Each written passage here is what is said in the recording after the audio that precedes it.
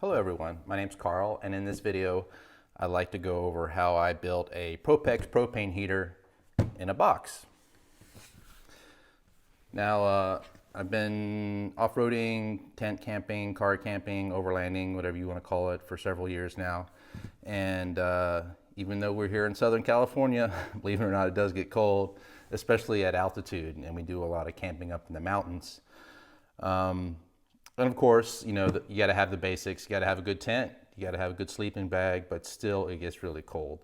And other solutions I've tried in the past, you know, I had the buddy heater. Buddy heater does its thing, but I tell you what, buddy heaters, they can be temperamental. They won't start, or they'll start, or they won't keep going, especially at altitude or if it gets too cold.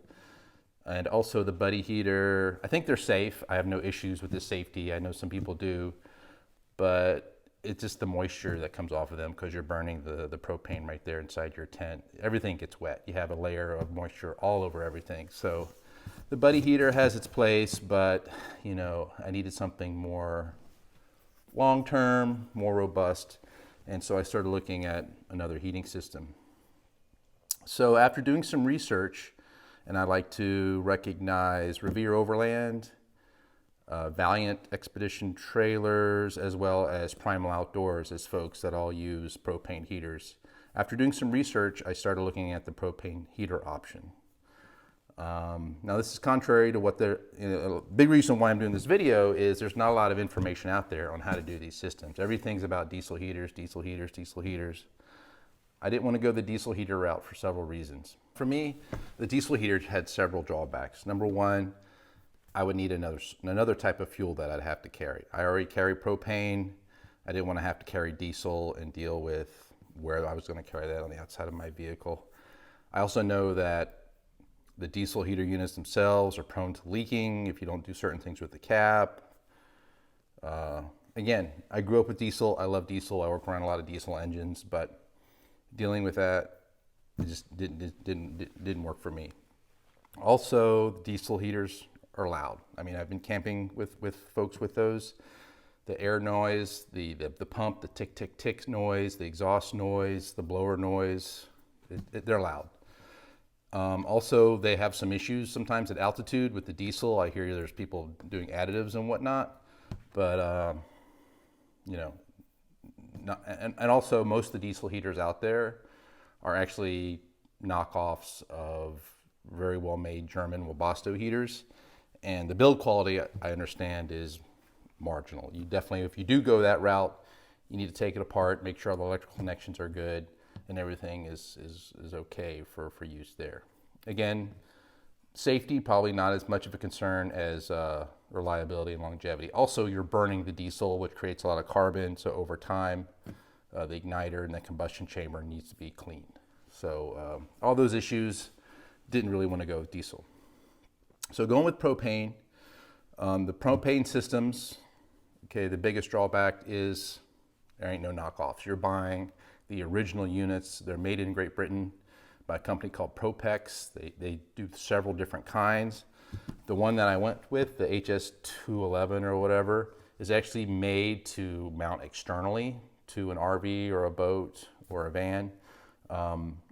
The kit I got was through vancafe.com. It includes all the electrical connections, the thermostat, the ducting, some connectors, everything you pretty much need.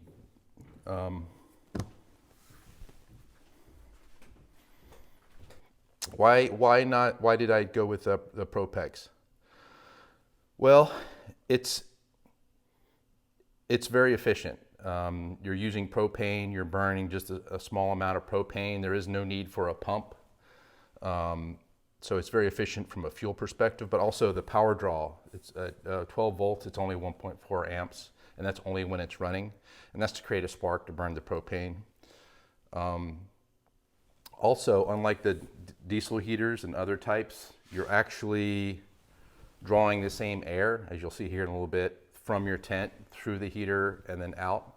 So you're actually heating the same air, which is more efficient. And then also it's clean burning. Propane's clean burning. As you'll see here in a little bit, like the diesel heater, your combustion circuit is separate from your ventilation circuit. So there's no concerns with exhaust or carbon monoxide and things like that. There are some drawbacks, however. The Propex unit itself, they're made in Great Britain, but they're not copies. They're the real deal. They are expensive. You're going to be spending a lot of money for it. It is actually intended for RVs and boats and fixed installations. So part of the challenge was adapting it to something that can be containerized, that can be easily transported, and then also make it rugged so that it's able to be transported. So let's talk about the actual build. There is a company called Valiant Expedition Trailers that build a kit similar to this that you can buy right from them. It's not cheap, but it's kind of plug and play. They use a large, flatter Rome expedition box or whatever to put their kit in.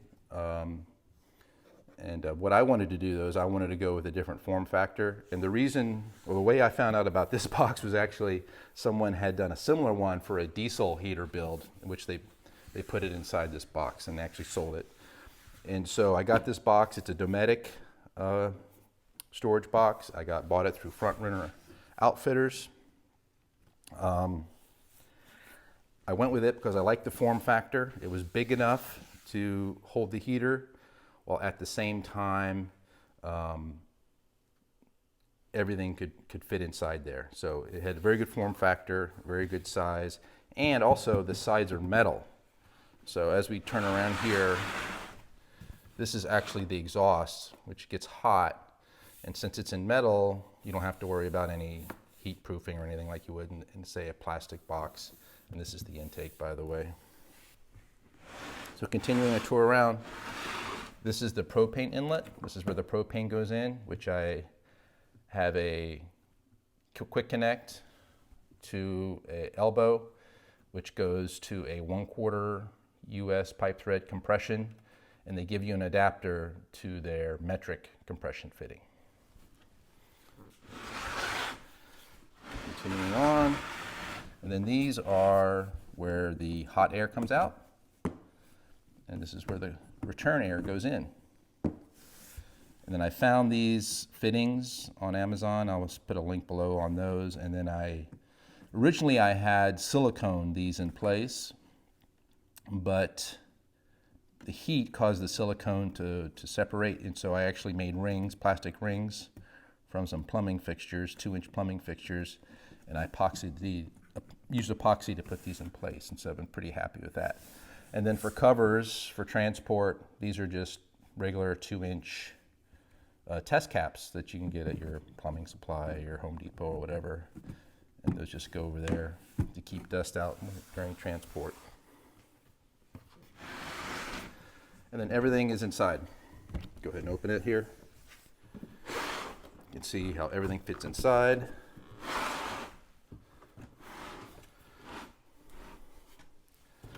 These are your ducts, which are interchangeable, whichever one wants to be hot, which one wants to be cold.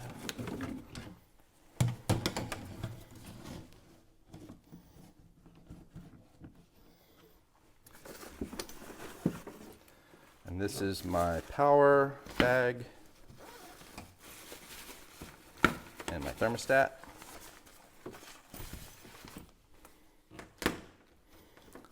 As an aside, what I do is inside the tent is actually have a threaded mount inside my tent, and then I mount the thermostat inside the tent like that, so I can just keep it up out of the way and then monitor the temperature. And when you buy the kit, it comes with a fuse, but also you'll need to figure out how to attach it to your cigarette plug. So I did that here, cigarette plug attachment, 5-amp fuse that comes with the kit. And then for power is a battery pack. This is a Renogy battery pack.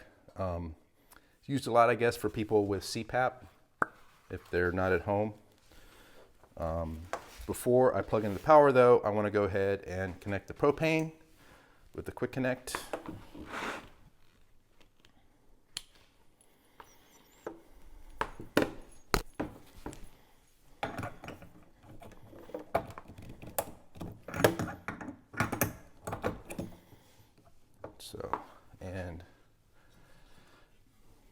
Propane is on. And I want to connect the propane initially because what will happen is as soon as I plug in the power, it'll start its startup sequence and it'll expect the propane to be there. So got the propane on. Now we plug it in.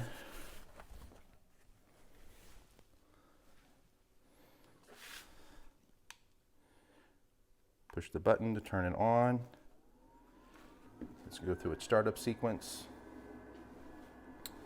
So while it starts up, so this will be inside the tent. This will most likely be inside here. Everything's nice and compact.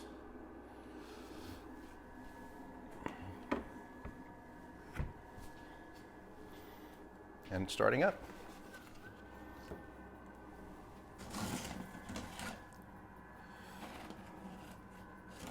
As it goes through its startup sequence, it's just circulating air. And then you'll hear the combustion start here in a little bit.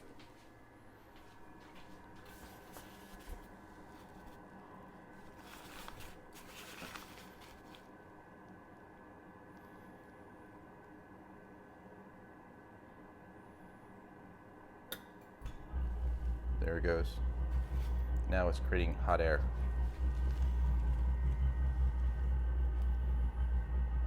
I mean, it's not completely quiet. There's a little bit of blah, blah, blah, blah, blah, blah, blah, but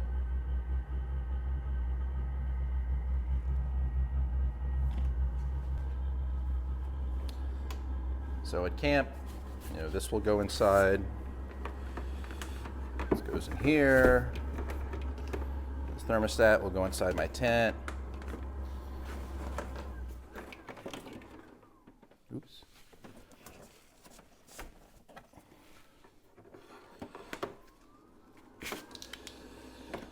Yeah, that's it. Easy peasy. And then in this video down below, you can see how I took it out on one of my trips and used it to stay warm in the middle of a rainstorm. So yeah, if you have any questions, please let me know. Or any ideas on how I can make this better. Always looking to improve it. Thank you. Bye-bye. Well, woke this morning to after a night of rain, freezing rain. Good news is the heater worked well. Bad news is tent's all wet, but nothing to be taken care of. I have it so the thermometer is mounted. They're up on one of the spars or one of the hubs here on the ship pod. All the hubs have these 1/4 20 inserts in them, which you know, that's your standard camera tripod mount. And so I just used a RAM mount in there, and then mount the thermostat here for easy access and having a good spot. There's the hot air that comes in with the cables and the power. This goes to my jackery for power. And then I have this as the, you can see in there, just tuck the suction there, recirculate the air. Yeah, it worked great. Nice and toasty last night. Dogs and I were comfortable, but there's more rain on the way, possible flash floods, so I need to pack up this wet tent.